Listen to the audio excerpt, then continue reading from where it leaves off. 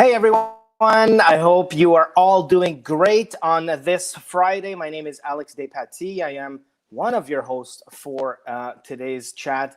And I'm, of course, a retired diver. I participated in 4 Olympic Games, if you did not know, in the sport of diving. This week, it was a fantastic week because in these times, of course, we want to spend time with our families and friends. And that's the topic this week in honor of International Family Day. I did get the chance to see my family this week, which I was very, very thrilled about. I hope you did the same, and with all the precautions that we need to be taking at these times.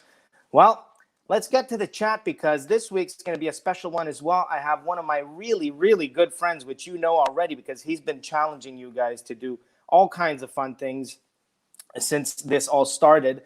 Benoît Huot is going to be my co-host this week for the chat. Ben, how are you doing, buddy? Hey, ça va bien? Good to see you, my friend. You too. You're talking about family. Yeah, we haven't had the chance to see much of our family, of course, in the last couple weeks. I did went to see my mom, and we went to see Annie's mom for Mother's Day on Sunday last weekend. Nice. That was good. Of course, a 2-meter distance. And like something that is quite cool about if there is actually something cool about this whole thing happening is having the opportunity to spend more time with our families, of course, close family. So Annie and our little baby girl, 19 months, Mila, you get to spend more quality time with them. You get to know them a little better. As you know, I traveled quite too much over the past 18 months, so it was very intense. So just being at home, spending that quality time is not a bad thing. So I'm quite happy. Yeah, tell me a little bit about like your day-to-day life because you have Mila who's a little bit. You can probably hear her right now. She's probably having a party back there right now. Tell me about your day-to-day life because we've spoke about it. I want all the kids out there and the parents that are listening and watching to us to see. You know, you're a new parent. You traveled a lot. You had a very, very busy life, and now this situation has put you at home 100% of the time. So tell us a little bit about that. Well, it's of course have been quite challenging, but I can't complain. Like I said, it was so difficult doing the MBA in the first year, traveling quite a bit for sport relating, but on my own, not necessarily with the family. So that was difficult. But again, if there's something positive that I want to bring back of what we're living now, is really the quality time that we can spend with them. And now, as you can hear Mila in the back, it's Eastern time, Montreal time. It's 1:30, and it's the nap time. So she's ready to go to bed. She's like, "Mommy, Daddy," and that mommy's on the phone call, Daddy's on another phone call. So this is the reality, but I'm not the only one in that boat. I think it's the whole world, and we have to face it. But Alex, coming to you for a second here. There's a bunch of different types of families. Of course, there's our parents, grandparents, sisters, brothers. But when we think about families, I consider you, my friend, part of my family. We've been friends for over 20 years. Yep. And that's why I think it's important. I think when we think about families, it's not only like blood related, of course, it's who people that trust us, people that are liking us for who we are. And I think, I'm not sure if you consider that, but I consider you, my friend, part of my family too. Of course. And I think a lot of the kids out there right now, they miss their friends, which in their hearts are part of their family. If I don't have children myself, but from all the people that I know, the kids are not going to school right now and they miss their friends. So those people are part of your family as well. Your dogs, your cats, your animals that you have at home, they're also part of your family. So it's an interesting time right now. Maybe you see your friends from afar and you could just say hello to them and have a talk, or you talk to them over the phone through FaceTime. But those are also people part of our family. So whoever is listening right now, we want to encourage you to write to us if you have questions, because we do have guests. We have 2 amazing athletes that are going to be with us during this chat. And so we want to hear your questions. We want to know what you want to know about them because they're going to be amazing. We're about to introduce them to you. Actually, we're going to introduce them to you right now. We're going to start with Nate Reich, which is with us, who is a para-athletic athlete. Nate, you are, first of all, I'm so happy you're with us. Thanks for being here. Thank you for having me. I really appreciate it. So, Nate, you have not been to the Paralympics yet, but you are one of the, most shining stars and hopes of Paralympic sport. So tell us a little bit about your sport, the para-athletics, and, everything. Yeah, big guns. Lucky you. I wish I had those. I don't have big guns, that's for sure. Tell us about your sport and your training and everything that goes on in your athletic life. Yeah, definitely. I train 6 days a week. I take 1 day off, usually 2 training sessions a day. Lots of aerobic work right now, which aerobic work means lots of workouts on the trails from 10K to 12K work on the trails. And some days, that goes above 20K for kind of that whole day. And personally, I love training. And so that's one thing that has kind of kept me sane during this time. And I think I'm in a interesting boat where all my family lives in the States pretty much. So I'm away from them, and I think Mother's Day, was tough for me personally because my mom is the person I look up to the most, and so I think that was really tough. But to go back to the sport, I run the 800 and the 1500 meters. The video you're seeing right now is from the World Championships, where I was fortunate enough to win. Ben was there with me. I was really looking forward to having that interview with Ben after, and hopefully winning. This is the moment I remember the most, where I'm telling myself to stay calm, stay relaxed, and I end up sticking out my tongue and celebrating, and I'm telling myself not to celebrate. Try to just You're a world champion. But and then my buddy Tom told me to go and say hi to him at the fence after the race because he had to go to the airport. So that was kind of a moment that I will never forget. Is Tom's a big reason. He's part of my family. He's my friend, but yeah, he's definitely part of my family. And I wouldn't have got through that Dubai experience without him because we were there for 3 weeks and I competed on the very last day. And so he definitely helped me a lot during that time. All right. Well, we'll hear more about you a bit later. We have tons of questions for you because we were chatting before, and I know you have a pretty cool lifestyle. You're moving around quite a bit, so I want to ask you more about that a bit later. But Ben, introduce our next guest.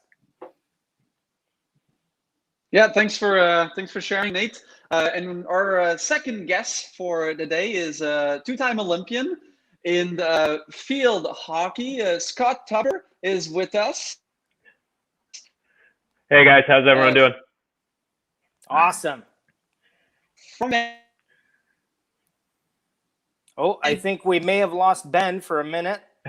Scott, can you hear me? Yeah, I can. All good. Okay, awesome. So then, listen, Scott, we're happy you're here. Sometimes even in 2020, technology plays tricks on us, but we're here, all three of us. So Scott, listen, field hockey, it's a very, very interesting sport. I want to tell us about this. The training, what it's like for you on a day-to-day basis, and also kind of why field hockey? How'd you get into that sport? Yeah, so field hockey, it's an awesome sport. I think a lot of people aren't familiar with it in Canada, but I'd say it's kind of a mix of tactically like soccer because it is 11 against 11 on a pretty big field. And then some of the skills would be almost a blend of ice hockey and lacrosse. So you can see the balls up in the air there. You can send it way over top of everyone or play it on the turf. So it's a really cool game. It's fast. It's highly skilled, and it's got a pretty big tactical component as well.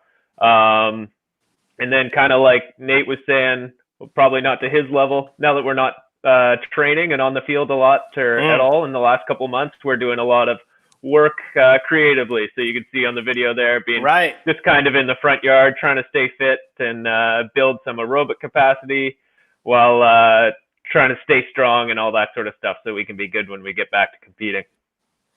Well, people are writing in. Here's Lori No Ciara. I hope I'm saying that name right. She says hello to Scott from his Beer Creek Classroom Champions. So people are saying hello. That's my Classroom Champions crew in Surrey, BC. There, I know them very well. And there's another person saying hello to you, Scott, from Beer Creek. I can't really. It's not a name; it's an account. But they're saying hello to you, and they are supporting you very much so. Okay, guys. This week was International Family Day, which is obviously a day that's very important to all of us. I'm sure that that you miss your families, you miss your friends, you miss the people that are close to you. So my good friend Ben, which is trying to get back on the chat right now, I think he may have just tried. We had a glimpse of him. We almost had. Faked us out. So he challenged people to send pictures of their families, and so we could all see everyone being together, which we will be very soon. I'm sure everyone at home is very, very excited to meet up normally with their families again. So we also sent our family pictures to try and show you. I think we're going to start with Ben's pictures and his family.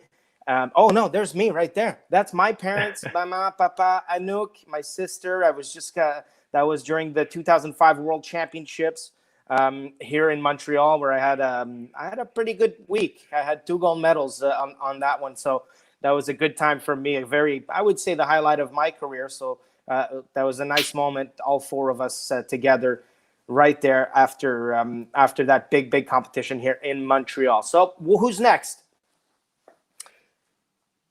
Oh, that's my crazy family right there. It's a lot of you.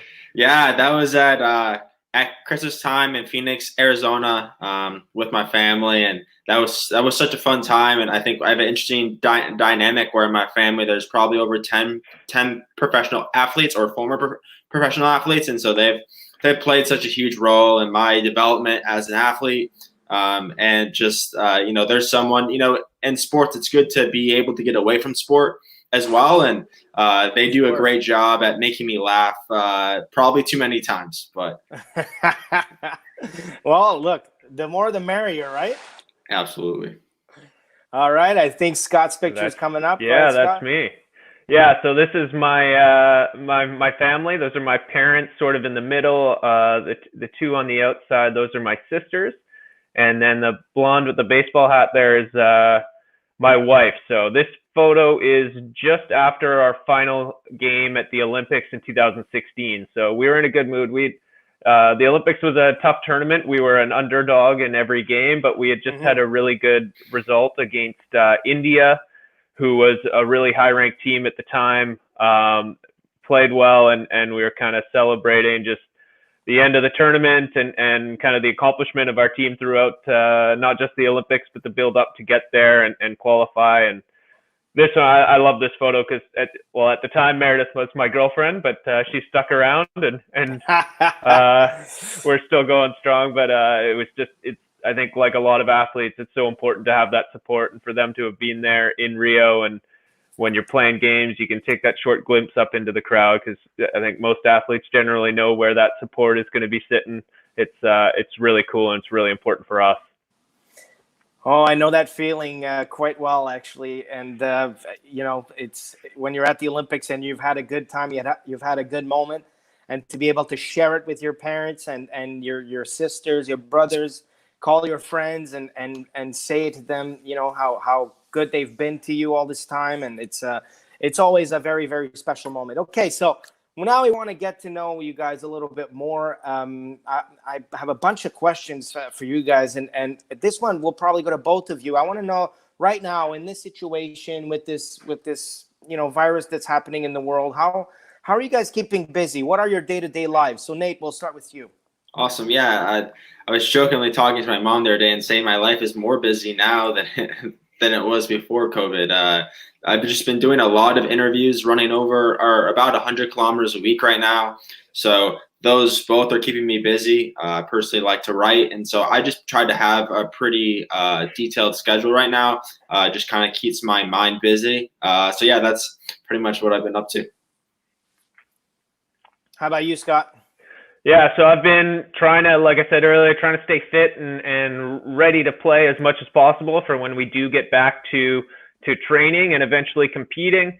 And then I coach outside of playing as well. So our the company or academy that I work with, we've had to pivot a little bit. So we've gone fully online. So that took a little bit of adjustment and whatnot, but we've got a virtual sort of learning program that we've been putting through, and the kids that we work with have been really enjoying it. So it's a way that we've been able to keep sort of playing field hockey Even though like we're online in a basement, and then all the kids are coming in from their backyards or their basements, and some are on turf, some are on grass, some are on carpet. So that's been really fun. And then outside of that, just like a lot of people, a little bit of Netflix here and there, but also I've been really trying to read more, like use the time to read different stuff, dive into books as much as possible, and occupy my time that way.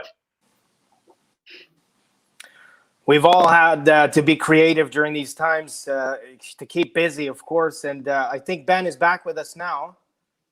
You there, Ben? Yeah, I can't hear you guys. I'm sorry. Okay. You can probably hear me. You can't hear us. I'm sorry, everyone. Technology, you look beautiful. I love you and wish you a great family day. I should go off. But, what a message. Okay, I know. I'll see you back later. Okay. Okay, Ben. Thank you, buddy. Hey, Nate. So we spoke a bit before about your lifestyle and everything. You said you have dual citizenship. You're also American. Your mother was an athlete. You travel a lot. So tell us a bit more about that. Your year seems to be like you're all over the planet throughout the whole year. Yeah, definitely. I'll start with the dual citizenship. I decided to run for Canada because my mom had me when she was 21, and she sacrificed so much for me, and I think she maybe sacrificed at times some stuff away from her professional career and just missed the Olympics in 2000. And so kind of out of respect and out of thank you, I wanted to compete for Canada, and just her pride for the flag is just tremendous. And to go on about my lifestyle, yeah, we travel almost the entire year when COVID is not happening. So yeah, we usually go to Flagstaff. Arizona is my favorite place in North America to train. Last year we went to St. Moritz, Switzerland. We were in Barcelona, Spain. We do a lot of warm weather camps because Tokyo and Dubai are both very hot, and so Phoenix and Florida are two other locations that we like to hit. There's somebody on the chat saying, Pierre-Olivier Parquin is saying, really, Nate, 100 kilometers a week? I guess I need to get started now. That blew my mind as well. That is a whole lot of running. All fun. Scott, tell us a little bit about your family, your friends. How have they supported you throughout your career, and also right now in these interesting times? Yeah, I think I'm like a lot of athletes where your family plays such a critical role in the kind of the background of your athletic career. So my parents were super supportive when I was growing up. They always encouraged me to play sports and to continue to compete. And I think field hockey is not the most lucrative sport in the world, but they really encouraged me to dive into it, enjoy it. Especially when you're younger, helping fund like trips and stuff like that, buying equipment.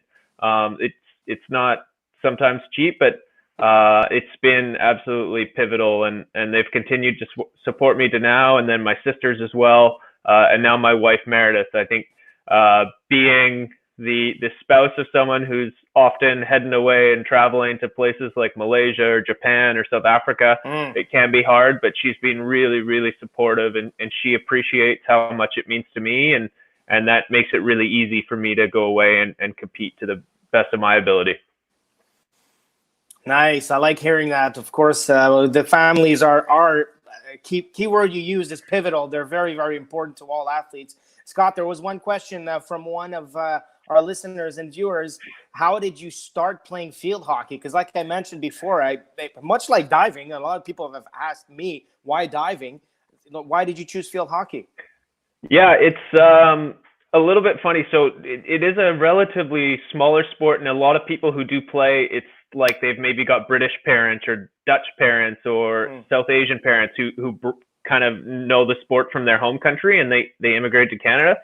My family doesn't have any connection to the game. I'm the only one that plays, and I actually got involved through someone named Lee Wright, who is the father of Anthony and Philip Wright, who were two of my closest friends growing up, and were also actually teammates with me on the national team. So Lee Wright had played in the Olympic Games for Canada in 1964 and 76.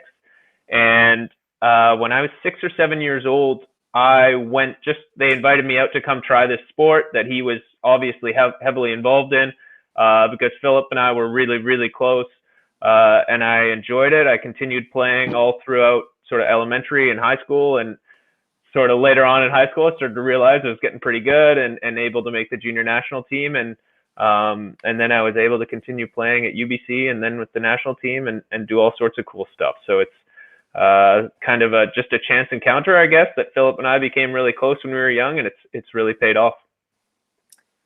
Amazing. Sometimes everything aligns and you find the right sport, and you became one of the great athletes of your sport, of course. So guys, Scott, Nate, it's been really, really great to get to know you guys.